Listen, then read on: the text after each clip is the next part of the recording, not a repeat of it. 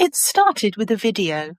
Shocking, brutal, and in my eyes, an obscenity. As a veterinary physiotherapist, I knew what I was seeing wasn't just harsh, it was unacceptable.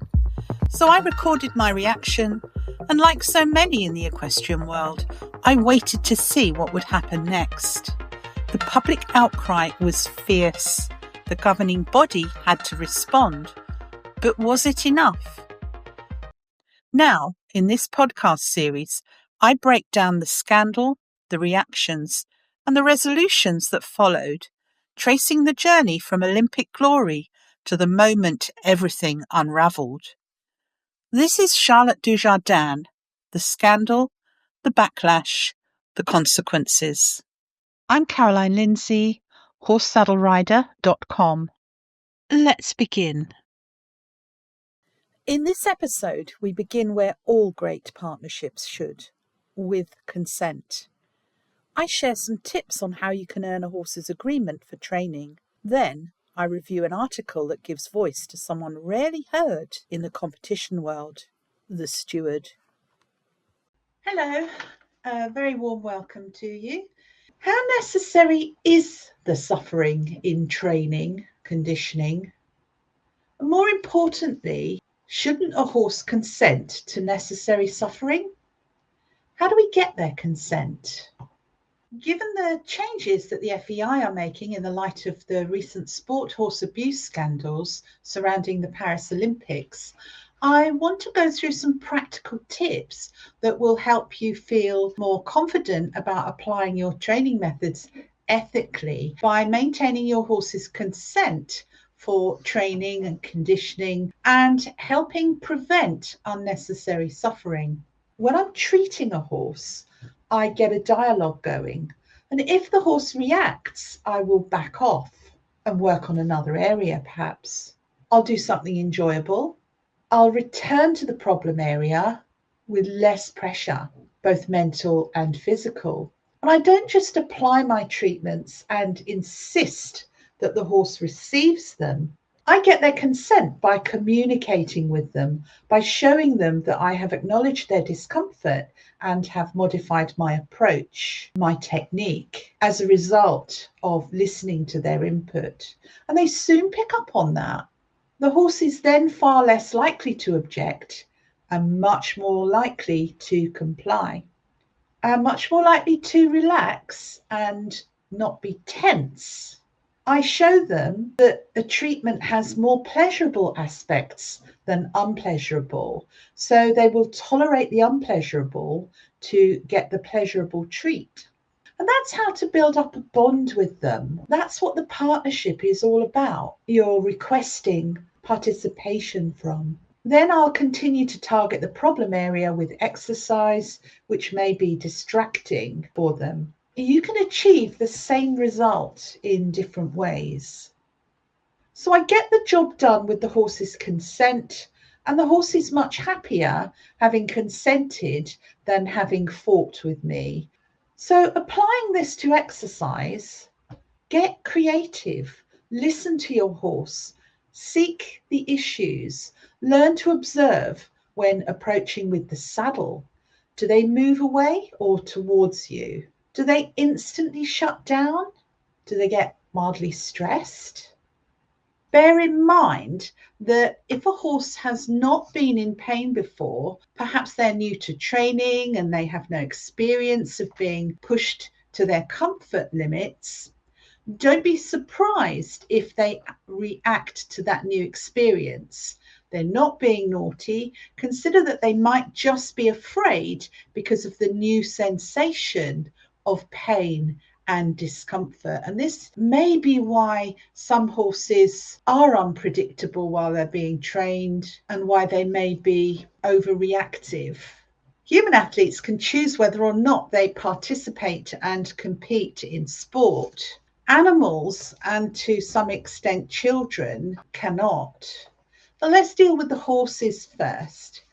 The horse, being a horse and evolved to run in a herd, won't just pull up and say, well, that's enough for today. I'm going to get a hot bath and relax my muscles. But a human athlete can. Let's talk a little about learned helplessness. It's a condition which has scientific evidence, and with animals, that if the animal lacks the power or the opportunity to control aversive discomfort, or if they're uncomfortable, repeatedly uncomfortable, they will stop trying. They will close down. And there's a very distinctive look about those animals, those horses, which have closed down. It's as if they're demonstrating that they have a life that's just not worth living. And that's not the way to get training progression from a horse. They must be motivated to want to try. And if they're consistently punished for trying, there'll come a point where they just won't try. And once they become shut down, in my experience, you have to change the activity. They cannot go back to the activity that shut them down. So, for example, I've come across many horses who become untrainable, but once they switch activities, sour horses so often come to life. So that's something of the psychology of muscle conditioning. If you've engaged in muscle conditioning for development of fitness, it's uncomfortable, and delayed onset of muscle soreness, or DOMS for short, can be very painful. Stretching can be painful. And think about the first time you go to the gym for a fitness session, or perhaps you've even spent too much time gardening or enjoying a new strenuous activity for the first time. You may develop stiffness and muscle soreness, which can last for several days and not be apparent on the day following the overexertion until the second day. And what about those who do resist when they could well have delayed onset of muscle soreness? And the riders haven't considered that, so continue to push. And when we have DOMS, we take time off. Horses are not typically allowed time off to recover from any potential muscle soreness. Don't you think we owe them some time out in a paddock to roll and gently amble around to recover from their exercise session? So giving them that is one way of rewarding them for working after exertion. And also consider that athletes don't live in their bathrooms. Now consider the horse in physical conditioning training. So a stable to a horse may feel quite similar. When they're first backed, has their groundwork prepared them for sufficient strength to carry a rider? Are they prepared for the loading demands of postural sway as they rebalance to carry that rider? Later in the training, we challenge them further. We monitor their breathing rate as evidence that they have been physically challenged. So we know by observing them blowing, either while they're moving or just after they've moved, that's an indicator that they've been physically challenged. So always watch for the breathing. And in fitness development, we aim to extend the length of time being active that the body can cope with. We do need to push them within reason, of course, because that's how we know that they've exerted themselves. And that will indicate when they need a break. We can tell whether a horse is enjoying their exercise. We can exercise them in a group. We can build the challenges into mentally stimulating activities. We can vary the training, and many do. So perhaps jumping one day, following a day off, having another rest day the following day, and hacking on the next day, schooling the next day, and so on. So yes, we do need to actually condition the horse and strengthen them and build stamina into their fitness to get a training effect. But that is more effective if it's carefully programmed and scheduled.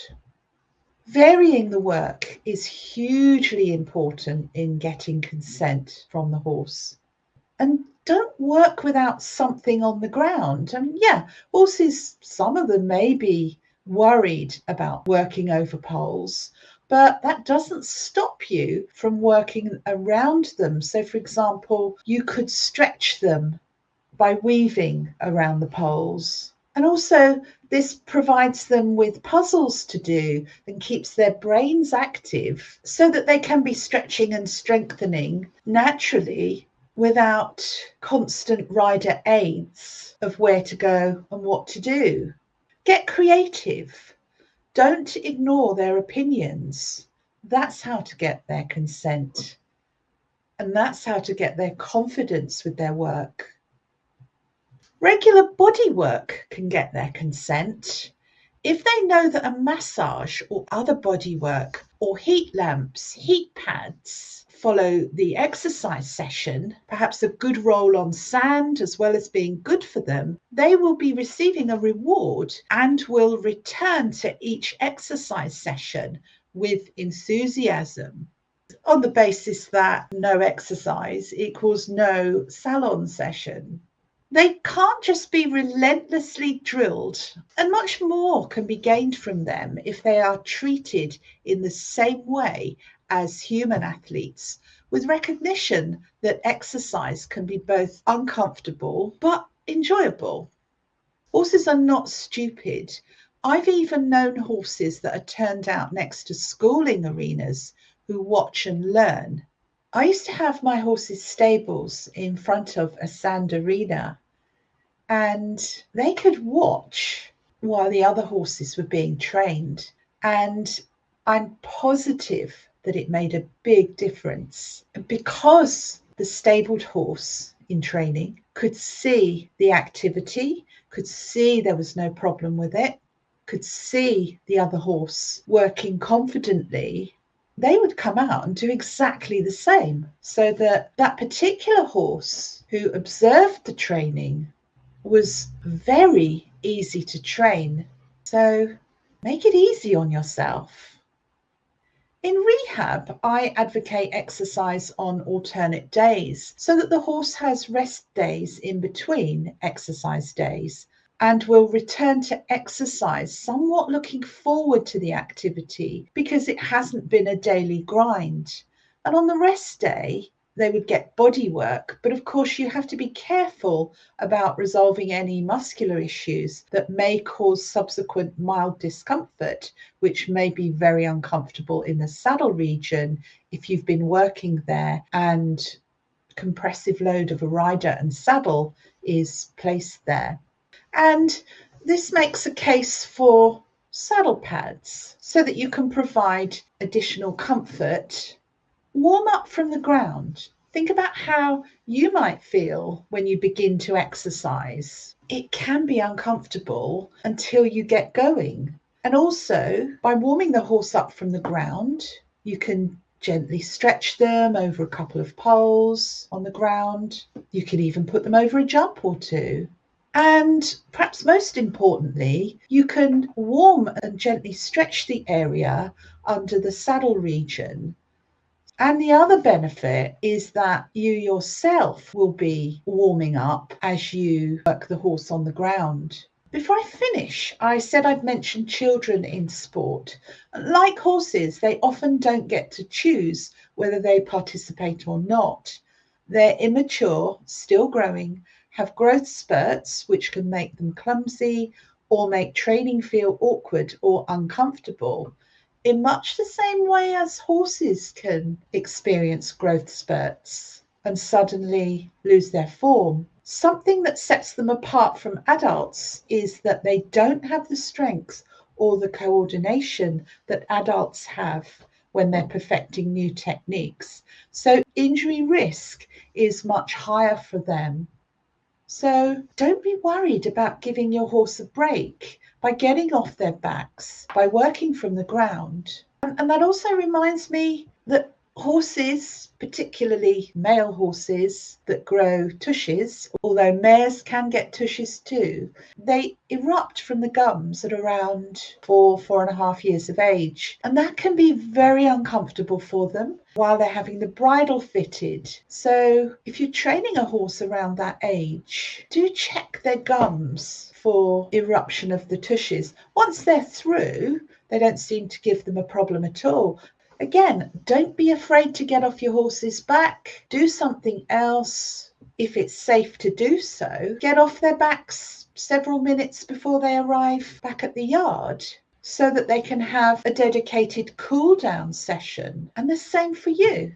You may well benefit from walking the last half mile home. So just think about what you can do, how creative you can become to keep your horse interested in their work, to keep them consenting, to prevent the need for coercion, and most of all, praise the horse. If they've excelled, be very vocal about that. Have a party because it really will help them to try for you. A pat on the neck is not as rewarding as some vocal encouragement from the rider.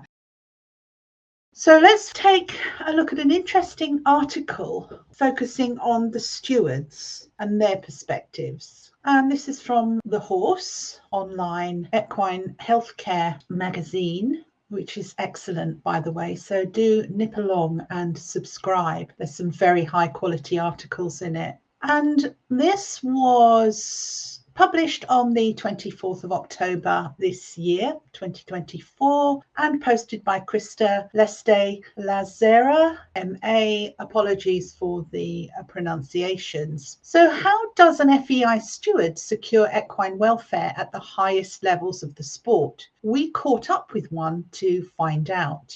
At international competitions, judges oversee horse welfare in the show ring.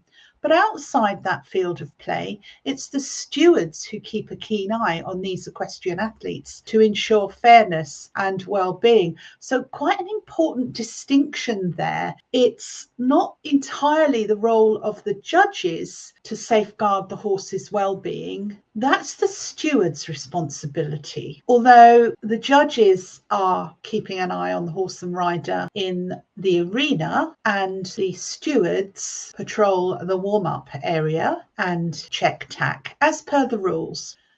The FEI appoints stewards from member countries who have gone through a selection process based on horse welfare and competition knowledge, horse-specific language skills, and national and international training programs to ensure a level playing field and optimal horse welfare at their events. So they don't just take anybody. The stewards must know what they're looking for.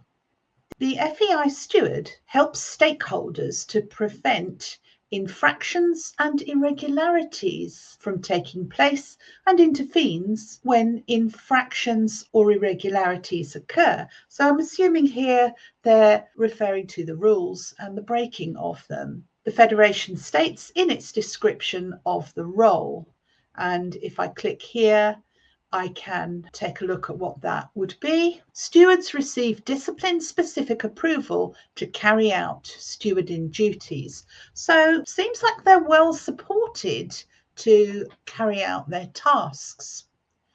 But how do high-level sports stewards view their roles and responsibilities? TheHorse.com sat down with Didier Deschkauer, a police academy professor in Belgium and volunteer FEI dressage steward, to talk about his experience managing behind-the-scenes equine welfare at the Olympic Games, as well as 4- and 5-star events. And here's what you need to know. They asked, what's the main purpose of an FEI steward? The response, our motto is to help prevent and intervene. Really, that says it all. But to break it down, what we're doing is getting involved when we see horses getting out of their comfort zone. And we're looking to apply FEI rules regarding veterinary and discipline-specific regulations. Of course, it's much more important to help prevent. And we also have an important job of educating riders, teaching them to understand What does the FEI expect of you? And how does the world look at you? And how does that blend with what the judges expect of you? And that's really important, because the idea is to get the horse to perform at his best without causing him any discomfort. In my specific discipline, for example, we want to show how harmonious dressage is with good horsemanship. So that's a difficult one. It's a difficult call to make. It's not impossible, but I think it's difficult for stewards to confront riders at a show when they've done all their prep, their travel, everything that goes with it. And then the steward has to spot and confront the rider for their rule-breaking misdemeanors. What are your criteria for identifying signs of discomfort? There's not an official checklist, but we have subjective ways of looking for signs of discomfort. You can see it in the eyes and the face and the breathing and the way the horse accepts the bit. Sometimes you can even see a disturbance in the gaits. Sometimes. We also look for extreme hyperflexion. Okay, so again, we have a link here. We could look at what they consider extreme, but I think, does the horse's mouth have to be touching its chest? Like forcing the horse to work with his head against his chest or bent significantly to the side. And we intervene as soon as we see that. I think many would argue that they ought to intervene a lot sooner, before the horse's head is against the chest. But I think the riders know this and possibly know how to get around it. But yeah, all they have to do is not work in extreme hyperflexion in front of the steward. And hyperflexion does not have to be extreme to harm the horse. If you place your finger underneath the nuchal ligament of a cadaver during a dissection and flex the head and upper neck, there is substantial tension there. And yes, you can watch a horse in a field nipping at the chest very quickly to nip at flies, but what you don't see in the grazing horse is them holding this position for any length of time. So I think the stewards and the judges need to know a lot more about the physiology of the horse. So it would be a good thing if they all had to attend dissections before they judge and steward. But perhaps that will happen in the future. If you see discomfort, do you raise a flag or create some other sort of standardized warning? Well, that's a good question. DD, our role isn't to act as showground police. Oh, really? Even if I myself am officially a policeman. Besides, that's not our style.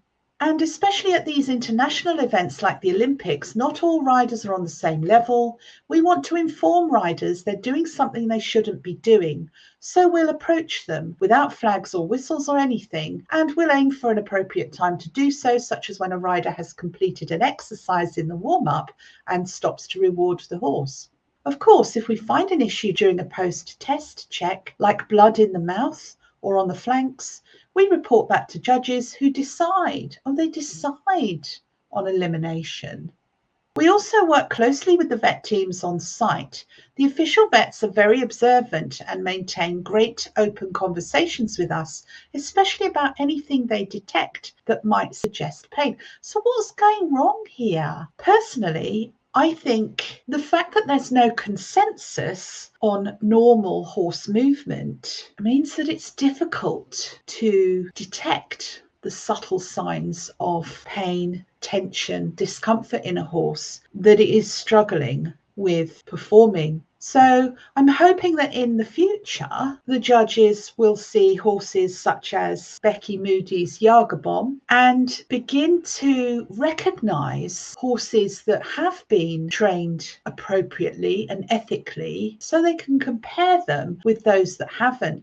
But this is a difficult call to make. If you have a steward working independently at a show, yes, while they can confer with veterinarians, unless they have body cams, which I think is another great initiative, it's going to be difficult for them to justify what they see. So body cams, please, if they're not already wearing them, which I don't think they are, because now that we've got 8K cameras, it's not difficult to pick up on these issues and see the detail of them, even from a distance. Where on the showgrounds are your areas of intervention and prevention? We walk through the whole grounds, in the stables, in the warm-up areas. We're watching all the time and we're listening to what people say, even when riders talk about other riders. Essentially, we're everywhere really, except in the competition test itself. And you could say that we hand over the horse to the judge at the entrance of the field of play. But otherwise, we're there all the time before the event, and we're waiting right there as horses leave the field of play to give them a thorough check over. Yes, so at the end, they can get their hands on to check the tack. And now they've introduced a tool to check noseband tensioning on the nasal bone of the horse. So it's good that these stewards and judges have objective means of checking for issues. Can you tell us more about these checks just after a test? We call it a tack check, and to be honest, you could even say it's part of the test itself. Officially, dressage tests begin at A and end at the final salute, but really the tack check belongs to part of that test. As they exit from the field of play, horses are escorted by 2 stewards to be sure that nothing changes with their tack and equipment and that no one else approaches the horse. Then we do a 360-degree visual check of the horse, emphasizing the mouth and the skin that came into spur contact. Importantly, we're also careful to not create stress for the horse, especially since horses are often a bit excited coming out of the show ring. We're not dentists, but we inspect each horse's mouth with a new pair of gloves, and we ensure that bits and other equipment comply with FEI regulations. We also use the index finger to check for noseband tightness. As I said, that's just about to change. I like to check at the cheek. Well, is that because you can't normally get your fingers between the nasal bone and the noseband? If indicated, we can also request removal of the curb chain and noseband for closer inspection. And overall, checks are really thorough, even if they generally last less than a minute. And they mention the noseband taper gauge, which will be a required steward check starting 1st of January 2025, and how to use it. So there's no official pre-test check?